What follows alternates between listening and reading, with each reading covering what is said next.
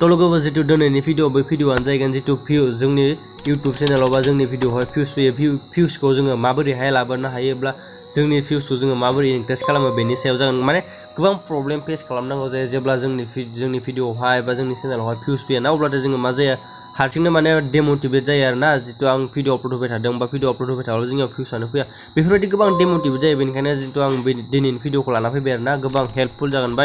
गोबां इम्पर्टेन्ट जागोन दिनैनि भिडिअ 100% बै भिडिअखौ नायखांनायनि उनाव नोंथांमोननियाव भिउसआ फैगोन आरोना थ' बिदिब्ला भिडिअखौ जोबजासिम नायलां लोगोफोरना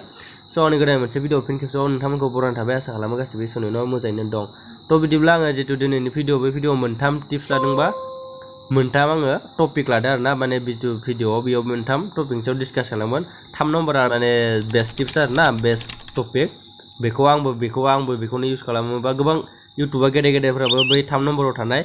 जितु टिप्स बेखौनो इउज खालामनानै जितु गावनि चेनेलाव बा गावनि भिडिअआवहाय भिउस लाबाय आरोना थ' बिदिब्ला नोंथांमोना भिडिअखौ नायलांबाय थादो जोबजासिम नाय आरो लोगोसे भिडिअखौ मोजां मोनोबा लाइक खालामनानै होलांबानो जाबाय आरोना थ' लोगोफोर नाम्बार 1आव दङ जितु जोंनिया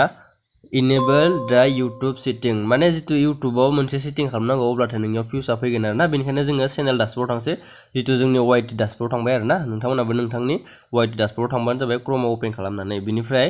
लड जादों बेनिफ्राय नैयाव नुदों कन्टेन्ट ना कन्टेन्टआव क्लिक खालामदों भिडिअखौ माने इमान गोलाव खालामा आरोना जाहाथे नोंथांमोनाबो नायनायाव बर जायाना बिनिफ्राय नैयाव जितु नोंनि कन्टेन्ट नोंनि भिडिअआ बेयाव फैगोन आरोखि ना नैयाव नै बिनिफ्राय आं मोनसे भिडिअ लानोसै नैयाव क्लिक खालामबाय नोंनि चेनेलनि माने नोंनि जितु भिडिअ बे भिडिअनि टाइटेलाव क्लिक खालामबानो जाबाय बिनिफ्राय नैजा राइट साइडखौ नायबानो जाबाय नैयाव इन स्क्रिन नुदोंना जितु जोंनि खामानि बा वाइटि डासबर्डनि खामानि बै खामानिया जितु भिउस फैनाय खामानिया नै इन स्क्रिनावनो जागोन आरोना इन स्क्रिन लागायनाय इन स्क्रिन माने बेनो जेब्ला नोंनि भिडिअ प्ले जाबाय थानायाव जोबथारनायाव मा फैयो मोननै भिडिअ फैना मोनसे बा मोननै बेफोरबायदि जिखुनु मोनसेबो फैनो हायो मोननैबो फैनो हायो ना बेफोरबायसा भिडिअ फैना बै बेफोरबायसा भिडिअ फैब्लाथाय नोंनि जितु भिडिअ प्ले जाबाय थानायजों रिलेटेड नोङो भिडिअ होना होयोब्लाथाय नोंनियाव बेयाव क्लिक खालामनानै भिउआ फैगोन आरोखि ना बेफोरबायसा बेनिफ्राय जोङो बेनिफिटखौ मोननो हायो बेनिफ्राय लिमिटआव होदो भिडिअ लाबोनो थाखाय आरोना बेयाव जोङो जितु क्लिक खालामखाबाय नालाय बेयाव जोङो import from latest video import माने लेटेस्ट भिडिअ जितु गोदान रिसेन्टलि भिडिअ आपल'ड होदों बेखौ माने अट'मेटिकेलि बेयो माने एड जाखागोन आरोना बेखौ जोङो खालामथ'वा 2 भिडिअस जोङो माने मोननै भिडिअ लागायगोन आरोना जितु जोंनि एन्ड स्क्रिनाव बेखौबो नोङो नै बेफोरबायसा खालामनो हागोन बेनिफ्राय इलिमेन्टआव होदो सरि नैखौ जोङो चइस स्पेसिफिक भिडिअ बेयाव क्लिक खालामना लाग्रो फार्स्टआवनो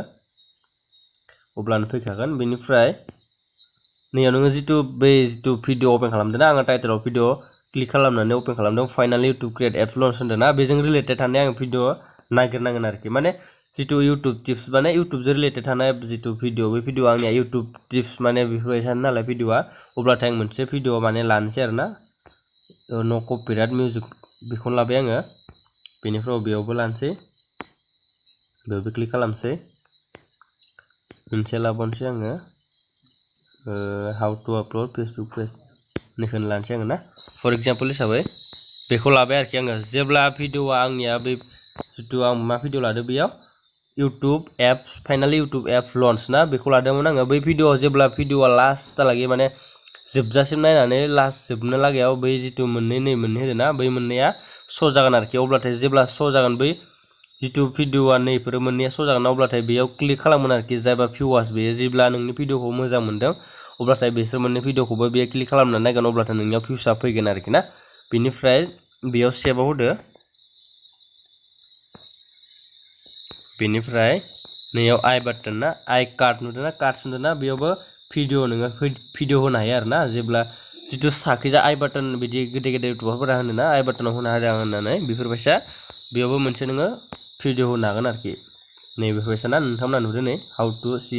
एन्ड साबस्क्राइब ना बेफोरबायसा होनो हागोन आरोना नोंथाङा इयाव मिलायनोबो हायो बबेखिनि मिनिटआव नोङो होनानै नै निलाखौहाय नोङो बोनानै मिलायनो हायो आरोना नैफोरबायसा आं जास्ट बेखिनियावनो होसिगोन 2 मिनिट 22 सेकेन्ड ना बेयाव होनसै आरोना बेयाव सेभ होबाय अब्लाथाय जोंनि खामानिया बेयाव जाबाय आरोना जेब्ला बेयो आंनि जितु भिडिअखौ नायगोन अब्लाथाय बेयो लास्टहालागै नायोब्लाथाय ना जोबजासिम नायोब्लाथाय बेयो मा नुगोन आंनि जितु मोननै आं होनादों ना बै मोननै भिडिअआ श' जागोन अब्लाथाय बेयो आंनि बै मोननै भिडिअखौ क्लिक खालामनानै नायबाथाय आंनियाव भिउसआ फैसिगोन आरोखि ना मानो होनब्ला बेयो जितु आंनि भिडिअजों रिलेटेड बा एसेबाबो माने नलेज माने भेलुएबल भिडिअ ना बिदिब्लाथाय नोंबो जेब्ला नोङो भिडिअ नोंनि नोंनि जितु ब्लगिंआनो जा जिकुनु माने केटेगरि भिडिअ'आनो जा बे भिडिअ'जों रिलेटेड थानाय बेफोरबायसा इन स्क्रिन लगायना होबाथाय नोंनियाव भिउसआ फैगोन आरोखि ना बे सेटिंखौ खालामना लानाया गोबां इम्पर्टेन्ट आरो लोगोसे आइ बाटन ना आइ बाटनखौ नोङो होना ला आरोना अब्लाथाय नोंनियाव माने भिउसआ फैगोन आरोखि ना नाम्बार 1आ बेनो लोगोफोर नोंथांमोना मिथिखाबाय ना बिनिफ्राय नाम्बार 2आव थांसै जोङो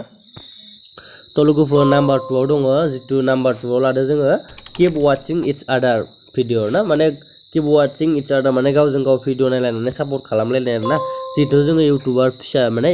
जोङो इउटुब क्रिएटर फिसा ना जोङो साबस्क्राइबारा खम दं बा साबस्क्राइबारा माने नांगौसिम गैया आरोना बेनिखायनो जोङो गावजों गाव सापर्ट खालामलायनानै गावजों गाव भिडिअखौ नायलायनाय आरोना बेफोरबायसा जेब्ला जोङो भिडिअखौ नायलायगोन अब्लाथाय जोंनियाव माने इमप्रेसना बारायगोन बा चेनेलाव रेंक खालामगोन ना अब्लाथाय जोङो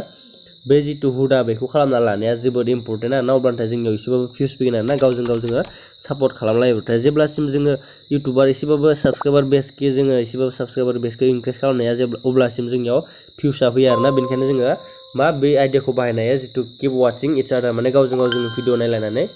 भिउसखौ बारायना लानाय ना नटिफिकेसनजोंबो नायनांगोन जेब्ला नोङो नटिफिकेसन फैनायाव नायस्लाबनो हायासै अब्लाथाय जोङो साबस्क्रिपसनाव थांनानै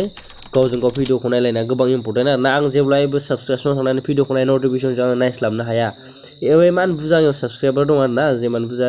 गासिनियावबो आंनियाव अल आरोना नटिफिकेसना बेनिखायनो आं गासिनिखौबो नायस्लाबनो हाया बेनिखायनो आङो बांसिन साबस्क्रिपसनाव थांनानै नायो आरो लोगोसे जुदि नोङो कमेन्ट हरलायनानै बिदि भिडिअ नायलायनोब्ला कमेन्ट हरलायबाथाय जेब्लायबो इउटुबाव नामखौ जाय नोङो कमेन्ट हरदों बैनि नामखौ नोङो जेब्लायबो सार्च खालामनानै नाय अब्लाथाय बेनियाव माने इमप्रेसन थांगोन लोगोसे बेनि चेनेला रेंक जागोन अब्लाथाय बेनियाव भिउसआबो बारायगोन लोगोसे चेनेला रेंक जाबाथाय बेनियाव साबस्क्राइबाराबो गेन जागोन आरोना बेखौ नोंथांमोना बे हुदाखौ खालामना ला मानोना जोङो गावजों गाव सापर्ट खालामलायाबा जोङो माने रावबो जोंखौ गेदेर इउटुबारा माने लोगो साबस्क्राइबारा माने बुरजा जायाबाथाय गेदेर इउटुबारा जोंखौ सापर्ट खालामा आरोना माने सापर्ट खालामनो बिसोर समानो गैया बेफोरबायसा जायो आरोना बेनिखायनो गावजों गाव फिसा इउटुबारजोंनो लोगोसे जोङो सापर्ट खालामलायनानै जोंनि जितु भिउसखौ बेखौ बारायना लानांगोन आरोना ओमफ्राय 3 नम्बराव दङ 3 नम्बरा गोबां इम्पर्टेन्ट बै जितु 3 नम्बर आं बेखौनो इउज खालामो लोगोसे जायबा इउटुबार गेदेर बिसोरबो इउटुबार गेदेरावबो जितु 3 नम्बर बेखौनो इउज खालामो आरोना थ' लोगोफोर आङो 3 नम्बर लादों make video related popular topic ना बेनि जितु मिनिंथियानो जाहैबाय जितु बै भिडिअखौ नोङो जेब्लायबो नोंनि पपुलार भिडिअजों रिलेटेड थानाय टपिक बेखौ भिडिअखौ बानायबाय था अब्लाथाय नोंनियाव भिउसआ फैगोन आरोना माने डाइरेक्टलि आं प्रेक्टिकेलि नोंथांमोना इउटुबाव थांनानै देखायनि आरोना डाइरेक्ट आं रटेसन खालामना लानोसै अब्लाथाय नोंथांमोना बांसिन प्रपारलि नुनो हागोन आरोना माने आंनियाव जितु लगिन दं बैयो माने मेन चेनेलासो जाना दं आरोना जितु ब्लगिं चेनेल बेसो जाना दं बिनिफ्राय नैयाव थांनानै इउआर चेनेल थांबानो जाबाय बिनिफ्राय नैयाव नुगोन नोंथांमोना जितु भिडिअ ना बे भिडिअखौ नुगोन बिनिफ्राय भिडिअसआव थांदो भिडिअसआव थांबाथाय नुगोन नै लेटेस्ट पपुलार ओल्डनेस ना बेनि ओंथियानो जाहैबाय लेटेस्टआ जाहैबाय गोदान पपुलार ओल्डनेस ना जों दा नायनांगोन जोङो पपुलार ना भिडिअआ जोंनिया बबे पपुलार जाना दं बै पपुलारजों जोङो जितु भिडिअ बै भिडिअखौ बानायबाथाय जोंनियाव भिउसआ फैगोन ना बेनिखायनो जोंनियाव पपुलाराव माया जाना दं सुपार हिट बड' सं माने जितु सं जोंनि गोजाम सं बै सङासो जोंनियाव पपुलार जाना दं बेनिखायनो आङो मा जागोन क्लिक जाबाय क्लिकसो जालायलांबाय आरोना बे जितु सं बै सङावसो जोङो भिडिअ बानायबाथाय जोंनियाव भिडिअआव माने भिउसआ फैगोन आरोना बेफोरबायसा जि नोंनि जितु भिडिअ बै भिडिअआ नोंनियाव पपुलार जाना दं बैफोरबायसा बेल' नङा जे बे जितु सायाव थानायल' बेल' पपुलार नङा बै जितु एसे डाउनाव नायलांबाय था बेफोरबायसा माने पपुलार भिडिअ थायोना बेफोरबायसा पपुलार भिडिअजों नोङो रिलेटेड थानाय जेब्लाबो कन्टेन्टखौ माने आपल'ड हो अब्लाथाय नोंनियाव भिउसआ फैगोन आरोखि माने बे नङा जे जितु पपुलार जादों बेखौनो माने सेमहायनो माने भिडिअखौ खालामनानै एडिटिं बागेरा माने इदिट खालामनानै भिडिअखौ होफिननो बिदि नङा बेजों रिलेटेड थानाय नोङो जेब्लाबो भिडिअखौ आपल'ड हो माने बेजों रिलेटेड थानाय माने बेनि जितु कन्टेन्ट बे कन्टेन्टआ बेजोंनो एसे सेम आरोना माने बे कन्टेन्टआ बे जितु बे भिडिअआ नङा बेलेग कन्टेन्ट आरोना बेलेग माने भिडिअआ बेलेग खिन्थु कन्टेन्टआ बेजोंनो रिलेटेड बा बेनि टपिकआ बेफोरबायसानो माने ब्लगिं चेनेलाव बेफोरबायसा जितु नोङो बबावबा ट्रेभेलिं खालामनाय भिडिअआ जुदि नोंनिया भिउसआ बांसिन फैदोंबा बेफोरबायसा नोङो ट्रेभेलिं खालामनाय भिडिअखौनो हो अब्लाथाय नोंनियाव भिउसआ बांसिन फैगोन आरोना बेफोरबायसा आरोना फर एग्जाम्पल हिसाबै नोंथांमोना बुजिखाबायानो जानांगौ जितु पपुलार भिडिअ बेयो मा बांसिन जितु भिउस फैयो बांसिन जितु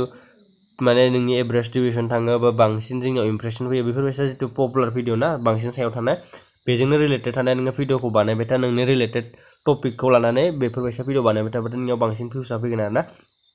थ' तो लोगोफोर जितु दिनैनि भिडिअ बेखिनियानोसैमोन नोंथांमोना एसेबाबो जितु आंनि दिनैनि जितु भिडिअ बे भिडिअजों एसेबाबो रोंनो हाबाय बा मिथिनो हाबाय आरोना तो बिदिब्ला भिडिअखौ मोजां मोनदोंबा लाइक खालामदो शेयार खालामदो जेमानखिनि हागौ शेयार खालामनाङा आरोना लोगोसे चेनेलाव गोदानबा साबस्क्राइब खालामना होलां आरो लोगोफोरना बिदिब्ला नेक्स्ट भिडिअ लोगो मोनलायसिगोन आरो जायफोरा जितु इउटुबनि सेटिंखौ इनेबल खालामना लाजोबाखै अब्लाथाय नोंथांमोननि जितु चेनेल बे चेनेला रेंक जानाय नङा बा नोंनि जितु चेनेल बे सार्चआव फैनाय नङा आरोना बेनिखायनो नोंथांमोना मोनसे भिडिअ बानायना दोनखादों अल सेटिं बिदि इनेबल खालामना होननाय बिदि मोनसे भिडिअ बानायना दोनदों नोंथांमोना आंनो इन्सटाग्राम होना होदों नोंथांमोना बे भिडिअखौ नायोब्लाथाय बे जितु इनेबल खालामना लानांगोन आरोना नोंनि जितु इउटुब सेटिंखौ इनेबल खालामना लानो हागोन ना तो बिदिब्ला भिडिअखौ बेखिनियावनो फोजोबबाय लोगोफोरा नेक्स्ट भिडिअ लोगो मोनलायसिगोन आरो लोगोसे माबाफोर सोंनांगौ दंब्ला माबाफोर डाउटफोर दंब्ला नोंथांमोना सोंहरनांगौ